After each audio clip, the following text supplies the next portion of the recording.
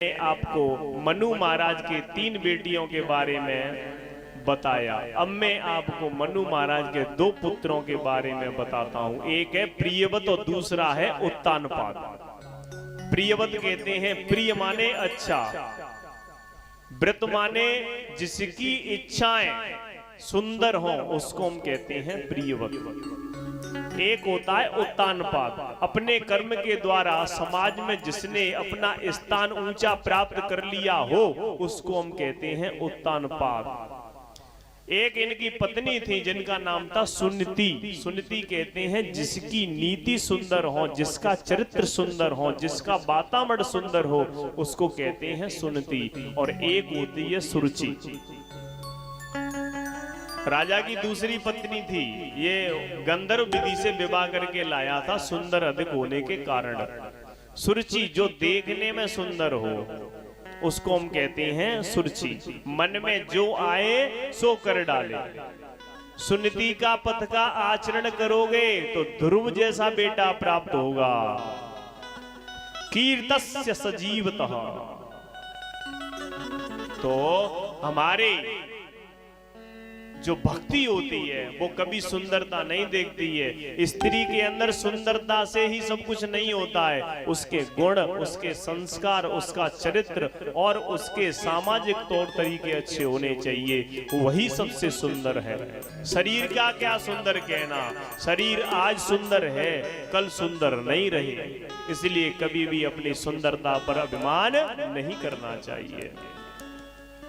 एक दिन क्या हुआ, जो 5 वर्ष के ध्रुव हैं, छोटे से ध्रुव अपने पिता की गोद में जाकर खेल रहे थे।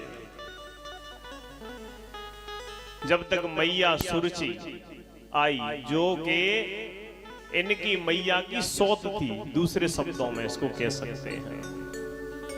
आज तुरंत क्या किया सुरुचि ने, आज इस 5 वर्ष के छोटे से बालक को उसकी पिता के गोद से उठाकर फेंक दिया और बड़े ही भाव से, बड़ी दुष्टता से बोली, तपसाराध्य पुरुषम तस्यैवानुग्रहेण मे गर्भे त्वां साधयात्मानं यदिच्छसि नृपाशनम्।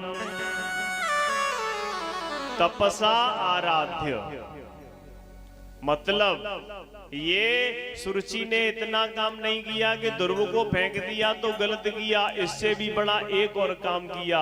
ध्रुव से बोली कि यदि तू इस पिता की गोद में बैठना चाहता है तो जा भगवान की तपस्या कर और उससे वरदान मांगना कि तुझे मेरे गर्भ से जन्म मिले। तो ये बड़ी बात नहीं है, लेकिन यहाँ बहुत बड़ी बात ये है कि सुरुचि ने अपने गर्भ को भगवान से भी ऊपर मान लिया। यानी सुरुचि के गर्भ में आने के लिए भगवान से वरदान मांगना पड़ेगा। आज महाराज कुछ नहीं कह सके।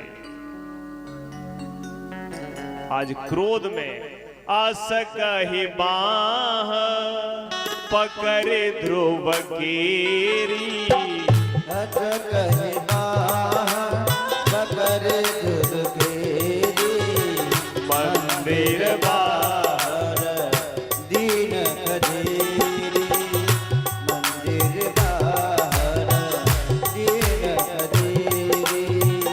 श्री राम तेरा जय जय राम, श्री राम तेरा। इस प्रकार से क्रोध में आकर आज अपनी मैया के पास पहुंचे। ध्रुव रोता रोता अपनी माँ के पास पहुंचा, प्रसोद भरी बातें करने लगा। देखिए बच्चों के ऊपर माँ की बहुत बड़ी कृपा होती है। माँ चाहे तो बच्चे को अच्छे संस्कार दे सकती है, माँ चाहे तो अच्छे को बुरे संस्कार भी दे सकती है। एक बार एक छोटा सा पुत्र था एक माँ का, वो क्या करता था कि एक दिन पार्ले बिस्कुट चुरा के लाया। मैया बड़ी खुश हुई, अरे तू तो बहुत बड़ा काम करके लाया। एक दिन टॉफी चुरा के लाया। देखिए स्टार्टिंग जो होती है, शुरुआत जो होती है वो छोटी छोटी चीजों से ही होती है। हमारे अंदर कोई व्यसन अगर पड़ेगा तो स्टार्टिंग जो प्रारंभ उसका होगा तो कहां से होगा? सिपाड़ी से, यानी सबसे नीचे वाली चीज से। ऐसे ही धीमे धीमे जब बच्चा चोरी कर करके लाने लगा, मैया उसे शाबाशी देती थी, अरे मेरा बेटा तो बड़ा इंटेलिजेंट है। परिणाम स्वरूप क्या हुआ? समय निकलते हुए बेटा बड़ा हुआ और एक बार चोरी करते करते उसे राजा ने पकड़ लिया और उसे फांसी की सजा सुनाई गई। आखिरी इच्छा बेटा से पूछी गई, बेटा तेरी आखिरी इच्छा क्या है? बोले मैं अपनी मां से मिलना चाहता हूं। मां आई तो उस पुत्र ने बड़ा सुंदर जवाब दिया कि महाराज अगर फांसी देनी है तो पहले इस मेरी मां को फांसी दो, जिसने मुझे ऐसे संस्कार सिखाए थे। जब मैं छोटा था, जब चोरी किया करता था, मेरी मैया ने मुझे रोका नहीं। अगर उस समय रोका होता तो आज इस सूली पर मैं लटकने के लिए तैयार नहीं हुआ होता। इसलिए माताओं से विशिष्ट अनुरोध, अपने बालकों को सुंदर शिक्षा दें, अच्छा शिक्षण दें, वही उनके जीवन को कृतार्थ कर सकता है। भागवत कथा सुनना यही कथा सुनना नहीं है कि आए और सुन के चले गए। कुछ चीजों पर अनुसरण करें तो कथा सुनना सार्थक है। और वैसे ही अगर टाइम पास के लिए सुनने आए हो तो कोई उसका मतलब अर्थ नहीं है। आज मैया ने पता है ध्रुव से कहा, क्या कहा? बेटा सौतेली माँ का बेटे पर अधिक अधिकार होता है, इस प्रकार की बातें नहीं करते। मां मंगलम तात परेशो मंस्था भोक्ते जनो यत् पर दुख दस्तता। वह तेरी माँ है, डांट दिया तो क्या हो गया? और उसने गलत भी क्या कहा? अगर तू वास्तव में पिता की गोद में बैठना चाहता है तो उस परम पिता की गोद में जाकर बैठ। इस हाड़ मास के पुतले की गोद में बैठकर क्या तेरा भला हो जाएगा? इतनी बात सुनी, आज वह 5 वर्ष का छोटा सा बालक होठों को थरथराते हुए, नेत्र में क्रोध की ज्वाला धारण करते हुए जंगल की ओर प्रस्थान कर गया। बोले भक्त वत्सल भगवान की जय जय श्री राधे। आज ये क्षत्रियों का तेज पुंज, अहो तेज क्षत्रिय माणम मानभंग मृस्यता। क्षत्रियों का अद्भुत तेज पुंज आज जंगल की ओर भगवान प्राप्ति के लिए चला जा रहा है। हे राजा परीक्षित, इस झांकी का दर्शन अपने हृदय में धारण करके देख। बड़े ही सुंदर भाव से आज ईश्वर से मिलने के लिए चले जा रहे हैं। जैसे ही मेरे ठाकुर जी ने छोटे से भक्त को, 5 साल का बालक कितना होता है? नन्हा सा होता है, छोटा सा होता है, घुंघराले बाल हैं, बड़ी बड़ी आंखें हैं, और आज छोटे से आज भगत जी जंगल की ओर प्रस्थान करके चले जा रहे हैं। मेरे प्रभु जी ने अपने इस भक्त को देखा तो आज नारद जी को भेज दिया। और नारद जी जब आते हैं तो क्या होता है? श्रीमन नारायण नारायण नारायण, श्रीमन नारायण नारायण नारायण, भजमन नारायण नारायण नारायण, भजमन नारायण नारायण नारायण, श्रीमन नारायण नारायण नारायण।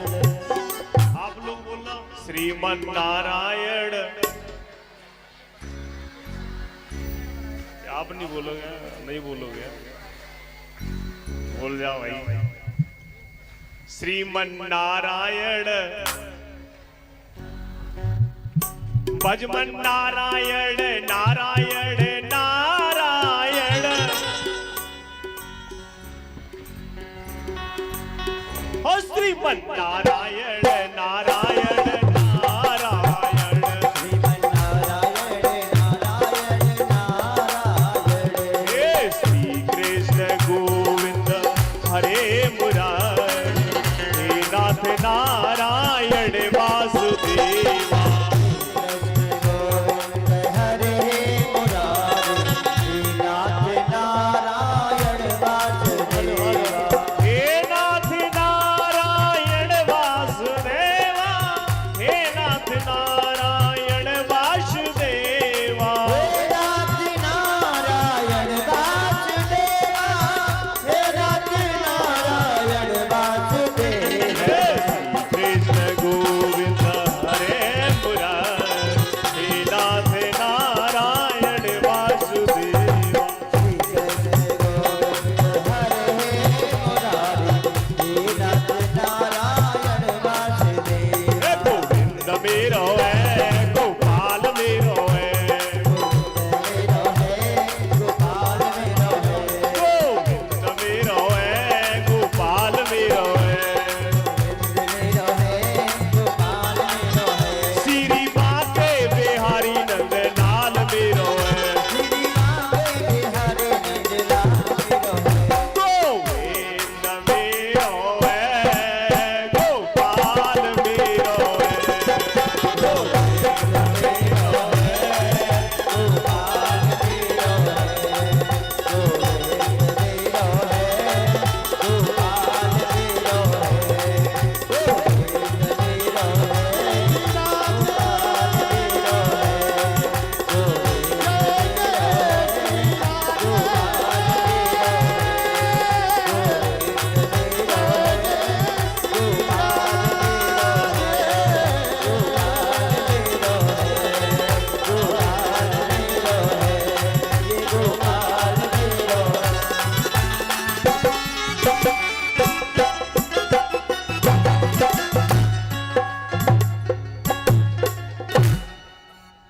गोविंद मेरो है,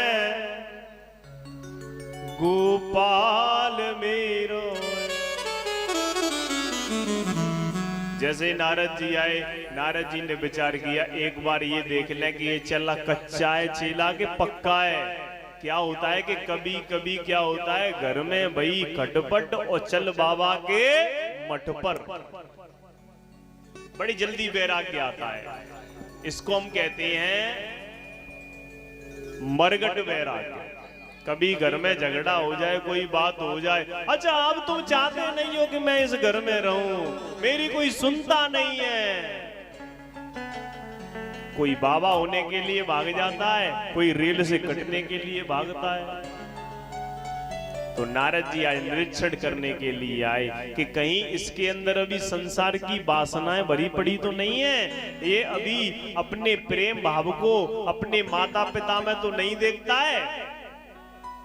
तुरंत आज मेरे नारद जी आए तो छोटे से ध्रुव ने नारद जी को प्रणाम किया। नारद जी बोले वाह, संस्कार तो इसके बहुत अच्छे हैं, पहली सीढ़ी तो ये पास कर गया। नारद जी बोले भैया कहाँ जा रहे हो? बोले मेरी माँ ने कहा है कि भक्ति करेंगे तो भगवान की प्राप्ति हो जाएगी, मैं तपस्या करने के लिए जंगल में जा रहा हूं।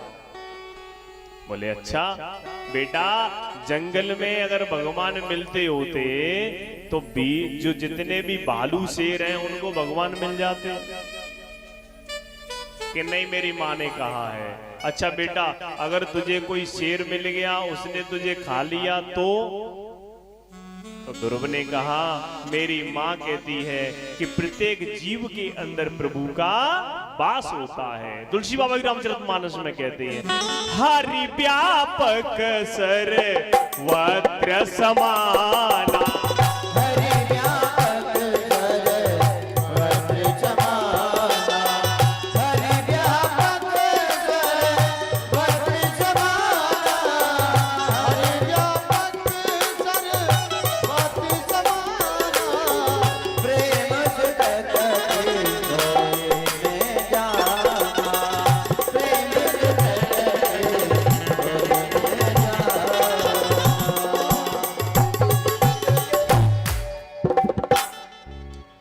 बोले अच्छा, बोले हाँ।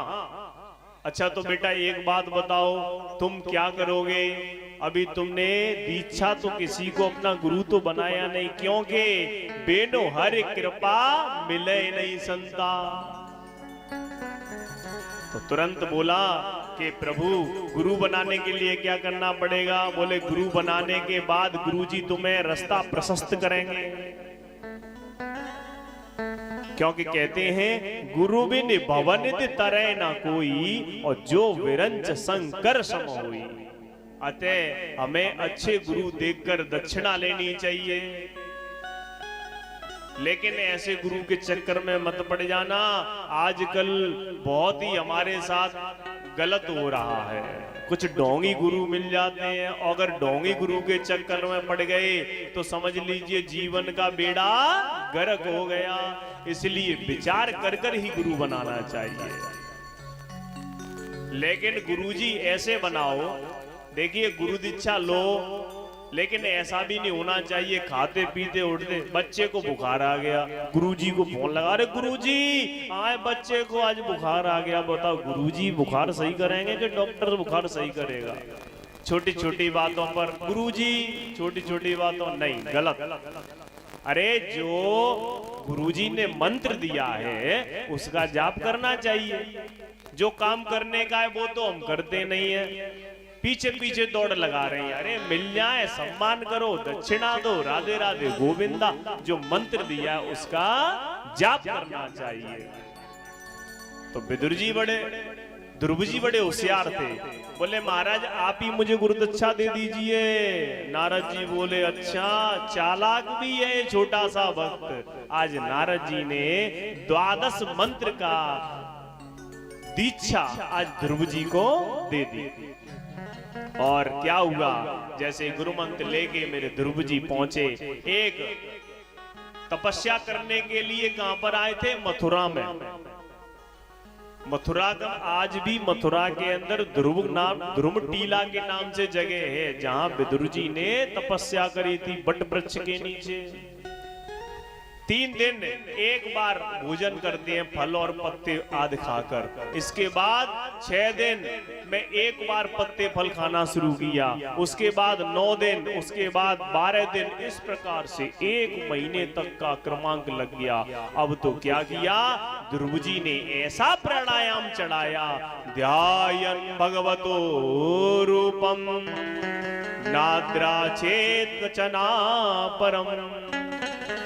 छोटे से 5 साल के ध्रुव ने पैर के एक अंगूठे पर खड़े होकर प्राणायाम ऐसा चढ़ाया कि समस्त प्राणियों का प्राण वायु अवरुद्ध हो गया। देवता सांस नहीं ले पा रहे हैं, सभी भगवान के पास दौड़ते दौड़ते देवता गए, प्रभु हम सांस नहीं ले पा रहे हैं, कुछ व्यवस्था करिए।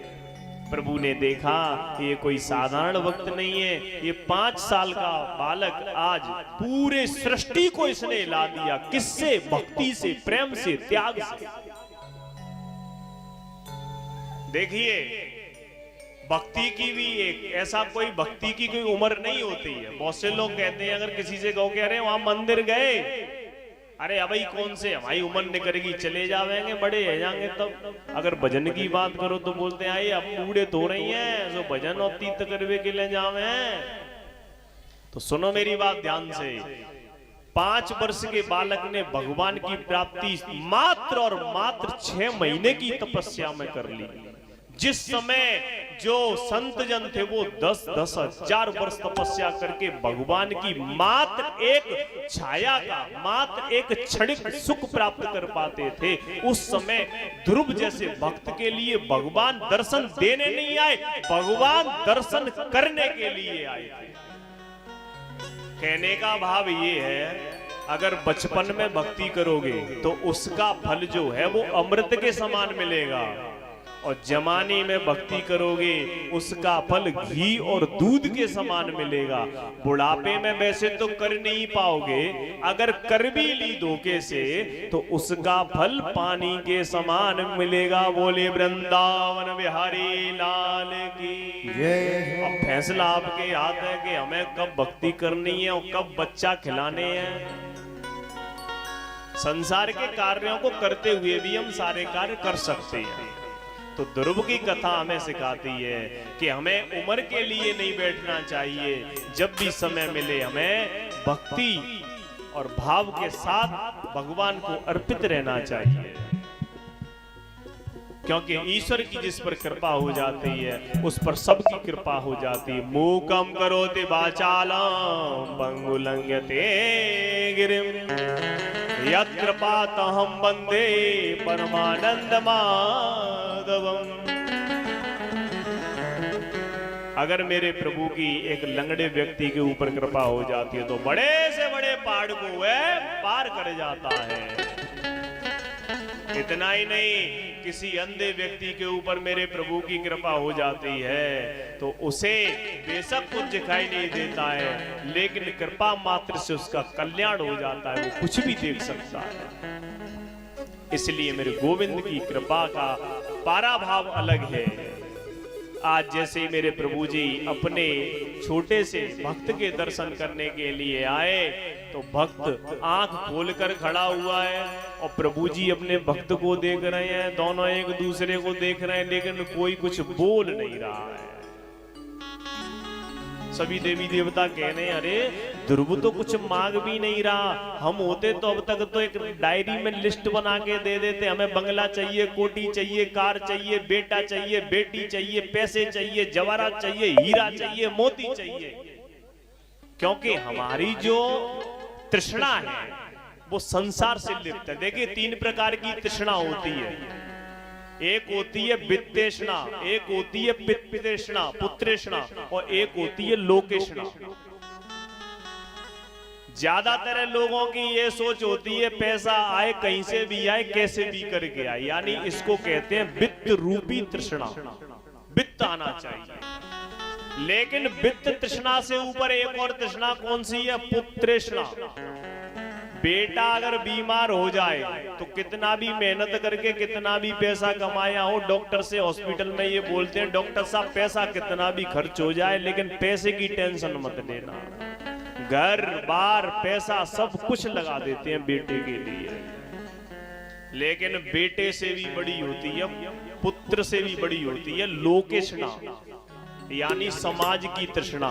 जो हमने समाज के अंदर अपना वर्चस्व बना रखा है, फलाने सिंह, अरे भाई साहब बहुत बड़ा रुतबा है, अगर उनका बेटा या बिटिया कोई ऐसा कार्य कर देती है जिससे समाज में कोई धब्बा लग रहा हो तो फिर ना तो पैसे की चिंता करते हैं ना बेटे की चिंता करते हैं, फिर तो अखबार में निकलवा देते हैं हमारा इस बेटे से कोई भी संबंध नहीं है। और कुछ लोग तो जरूरत पड़ जाए तो मामला ही खत्म करवा देते हैं। तो ये तृष्णाओं का चक्र है।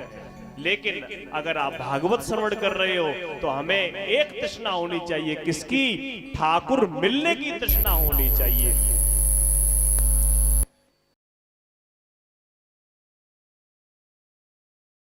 जा पर कृपा राम की होई, जा पर कृपा राम की होई, जा पर कृपा राम की होई, जा पर कृपा राम की होई, जा पर कृपा करे सबको, जा पर कृपा करे सबको। और मेरे भगवान ने अपना दिव्य शंख लेकर जैसे ध्रुव के कपोल से लगाया, ध्रुव को पूर्ण ज्ञान हो गया और मेरे प्रभु की बड़ी सुंदर स्तुति करे। और मेरे प्रभु ने कहा बेटा तुम मुझसे कुछ मांग लो, तो संसार की वस्तुएं मांगना उचित नहीं समझा। और ध्रुव जी ने कहा प्रभु मुझे कुछ नहीं चाहिए, मात्र और मात्र आपकी भक्ति चाहिए। लेकिन प्रभु अपने भक्त के मन की बात समझते हैं। बोले नहीं बेटा अभी तुझे अपने राज्य में जाना है, ये मेरा आदेश है। तो पुत्र जब वापस गए तो पिता ने बड़ा लाड लड़ाया और इन्हीं ध्रुव जी महाराज ने 36,000 वर्ष तक राज्य किया। देखिए सतयुग में मनुष्य की जो उम्र हुआ करती थी वो 1,00,000 वर्ष की हुआ करती थी। फिर एक 0 हटा, त्रेता युग आया, उस समय मनुष्य की जो उम्र थी वो 10,000 वर्ष की हो गई। फिर एक 0 उठा, द्वापर युग आया, उसमें मनुष्य की उम्र कितनी हो गई? 1000 वर्ष। फिर एक 0 उठा, आज कितनी हो गई? 100 वर्ष। लेकिन कलयुग के अंतिम चरण में जाते जाते मनुष्य की उम्र मात्र और मात्र 20 वर्ष की हो जाएगी। 36,000 वर्ष तक राज्य किया। ध्रुव का विवाह शिशुमार प्रजापति की पुत्री भ्रमी के साथ हुआ और इनके 2 पुत्र हुए, कल्प और वत्सर। दूसरी पत्नी वायु की पुत्री इला से उत्कल हुए और इनने एक कन्या का जन्म हुआ। और इनके जो सुरुचि नाम की माता थी, उनके एक पुत्र था, उसका नाम था उत्तम।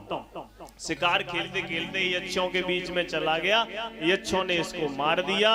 तो ध्रुव ने अपने भाई के बदला लेने के लिए अलकापुरी में जाकर कई हजारों यक्षों को मार डाला।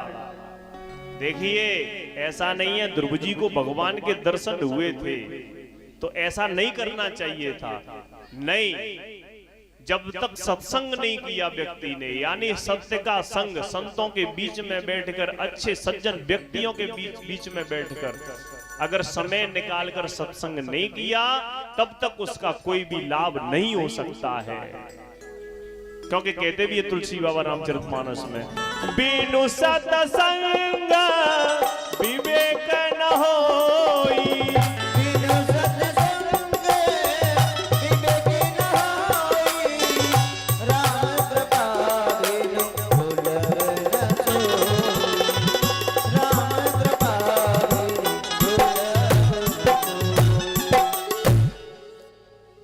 मनु महाराज ने समझाया, तुमने एक भाई के बदले में हजारों यक्षों को मार दिया, ये ठीक नहीं दिया। सत्य का ज्ञान दिया। अपने दादा मनु महाराज की बात सुनकर ध्रुव जी का क्रोध शांत हो गया और ध्रुव से मनु महाराज ने कहा, बेटा कोई वरदान मांग लो।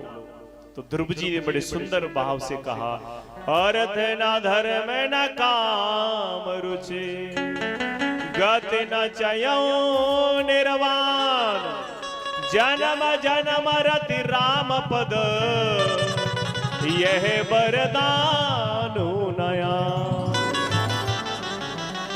भगवान की कृपा जिसके ऊपर हो जाती है उसकी बात ही अलग होती है। कहते भी हैं, चाहे सुमेर कुछार बनावे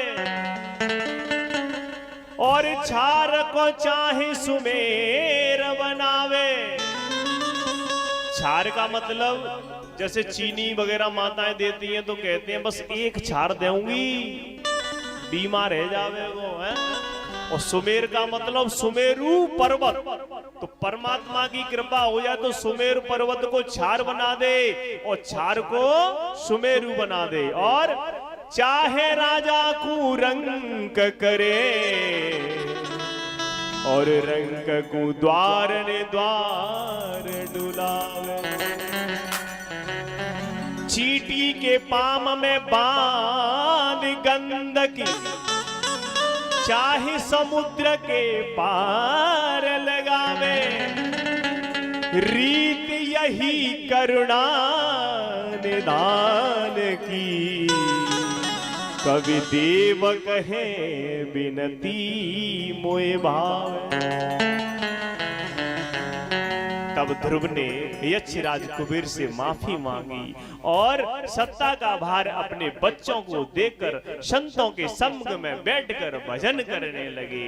यानी सही समय पर हमें अपने घर की, अपने परिवार की बागडोर अपने बच्चों को दे देनी चाहिए। वैसे भी जब उम्र होती है 51, 52, यानी 51, पीछे लग गई 1। अब ऐसा नहीं है कि जंगल में भाग जाओ, मन को वन में कर लीजिए। लेकिन यहाँ तो 51 में अभी मूड बनना है, बोले अभी फलाना काम करना है, ढिकाना काम करना है। 80 साल की उम्र में भी हमारी अपने नाती बेटों से आसक्ति है, वो छूटने का नाम नहीं लेती है। ये बड़ी विडंबना का विषय है इस जीव के लिए, इस मनुष्य के लिए। देखिए, जब नाती हो जाता है तो नाती कहता है बाबा, यानी नाती छोटा सा कह रहा है बाबा, अब उम्र है गई, बाबा है जाओ। लेकिन जब तक आ गया बेटी का बेटा, अब वो बोल रहा है ना ना, तो वो अपने मन को समझा लेता है, देख तू तो कह रहा है बाबा हो जा, बड़ा मक्कार है तू, देख ये बेटा क्या कह रहा है। बोले ना ना नहीं, अभी नहीं, अभी रुक जाओ। बोले श्याम रे सरकार की। ध्रुव जी का एक बड़ा ही सुंदर नियम था कि वो अपना नित्य कर्म, यानी सुबह जो हम पूजा पाठ करते हैं, अपने मस्तक पर चंदन लगाते हैं, ठाकुर जी का ध्यान, जो भी जिसको मानता है उसके पूजा पाठ हमें रोजाना करना चाहिए।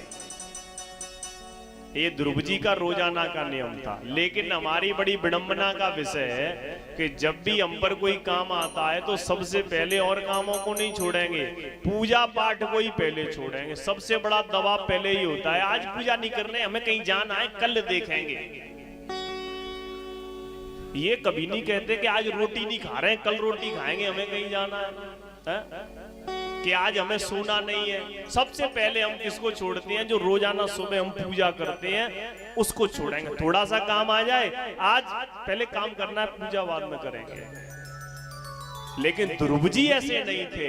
ध्रुव जी पहले नित्य कर्म करते थे और उसके बाद अन्य कर्म किया करते थे। उसी का प्रताप था कि जिस समय मृत्यु देवी ध्रुव जी को लेने के लिए आई, उस समय मेरे ध्रुव जी नित्य कर्म अपनी पूजा कर रहे थे। तो ध्रुव जी को जैसे ही लेने के लिए आए, ध्रुव जी ने कहा थोड़ी देर रुक जाओ, अभी मुझे अपना पूजा पाठ करना है। तो उस नित्य कर्म का प्रताप था कि मृत्यु देवी खुद आज सर झुकाए हुए ध्रुव जी के दरवाजे पर खड़ी हुई है। और परिणाम अंत तो गत्या क्या हुआ? मृत्युर मूर्धनम पदम दत्त्वा आरोहाप्युतम गृहम। क्या हुआ? आज उसी नित्य कर्म के प्रताप से ध्रुव जी मृत्यु के ऊपर, मृत्यु के सर पर पैर रखकर सीधे अपने विमान में जाकर बैठ गए। बोलिए वृंदावन बिहारी लाल की। ये है नित्य कर्म का प्रताप। तो हमें सारे कामों को कम भाव देना चाहिए, जो हम रोजाना नित्य कर्म करते हैं उसको भाव ज्यादा देना चाहिए। अब ध्रुव जी जैसे ही विमान में बैठे तो मुंह लटका लिया। पार्षद बोले मुंह लटका के क्यों बैठे हो? अरे क्या बताएं भैया, जिस माता ने हमें इतने संस्कार दिए थे, जिस मैया ने हमें ये सारा रास्ता दिखाया था, हम जल्दी जल्दी में हड़बड़ी में अपनी मैया को छोड़ आए। पार्षदों ने कहा एक बात बताओ, तुम जैसे ध्रुव को जन्म देने वाली क्या माता तुमसे पीछे रह सकती है? पीछे मुड़ के देखो तो दूसरे विमान में मैया जा रही है। ध्रुव जी खुश हो गए, बोले वृंदावन बिहारी लाल की। क्योंकि ध्रुव सगाला ने जप हरि नाम